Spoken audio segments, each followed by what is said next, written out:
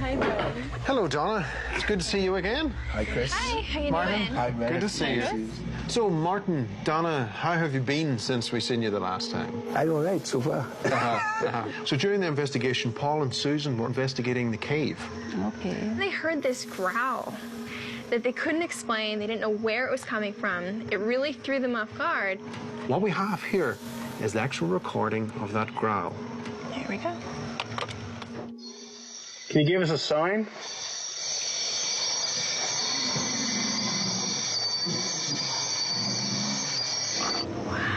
And Susan's leg was grabbed seconds after this was recorded.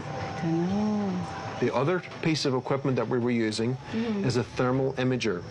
This allows us to see body heat, and we can tell you that there was nothing showing up in the thermal imager. Okay. Now, what do you think whenever you hear that? I, for one, cannot think of anything that will make that kind of noise. Animals tend to go inside the caves, but animals can't really stay inside there too much. Ammonia from the background was too strong. They were asking for a sign, and it seems like they got it. Yeah. Wow. When's the next time you're going to take a walk down in the cave? That's in a very long time. I have to go there tomorrow. Later, Barry and I were actually investigating down by the river where your son had seen that fireball. Yeah. And we kind of split up at one point. Barry started walking down the river towards the cemetery, and I was just kind of hanging out there by myself. It was really strange. I had my camera face down towards Barry, but I was kind of looking off to the right. And for me, it was like a real person was behind me and just ran right across the water into the bushes. We were able to catch something on video over there, and we'd like to see what you guys think. Okay. The camera itself starts to track movement here. Keep an eye on that. The boxes you see track movement, like the leaves moving on the trees. In this case, though, we have a black mass that is clearly moving, but the sensors lose track of it. If you observe closely, the shadow darts past Chris and the cameraman. That is just crazy. That's just crazy. Now, we just want to let you see this one more time. Okay. You were able to see that shadow move across the bottom of the frame of the camera, away from Chris's position. Whatever that was, it wasn't a human being. Leaving that area behind, we have one final piece to show you. Worse than that. We had a camera placed toward Lopinot's grave. This is captured by our low-lux cameras. This was pretty late in the evening, and what you're going to see is something moving along the track leading back toward the plantation. Okay. Now, of course, looking at that, we understand that that's a cat. Yeah.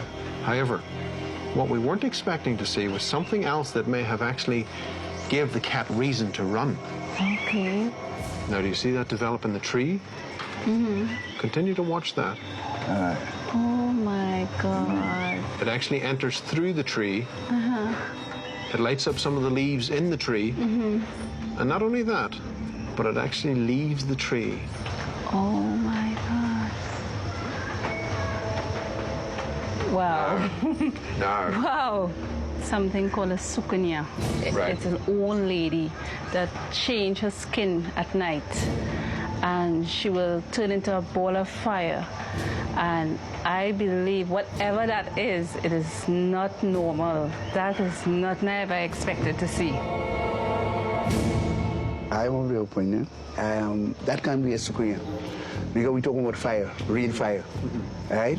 And that wasn't showing fire. what I can tell you, Martin, is an investigative team who ventures all around the world. This is a first for us. And whatever that was producing its own light. Those cameras that we use just use the natural light that's around it. That's just crazy. What I believe it is one of the spirits my son saw. Yes. It looked like, to me, a demon or evil spirit. And that is what I believe it is. That is what I believe. Well, I have to say that we had an absolutely remarkable time here at Lopinot Plantation. Great. It was absolutely fantastic for us. What we did happen to see, of course, is that the area around Lopinot itself seems to be haunted. Our folklore, there's some truth in it. So thank you. Great. You're very, very welcome. Thank you. Take care. Take care, Martha. Thank you. It was great having GHI here. I couldn't believe what I just saw, light moving through the trees.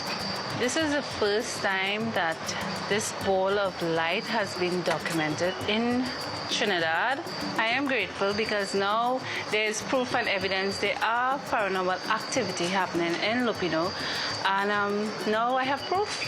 So thank you, GHI. Well, that went really well, Chris. It really did. I think Donna and Martin are both surprised by what we showed them. I think they are, and we did find something slightly different, something that stemmed across into other fields of the paranormal and the supernatural. What I find funny, honestly, is it's not inside the buildings you have to worry about something ghostly. It's outside. Well, let's get on to the next one.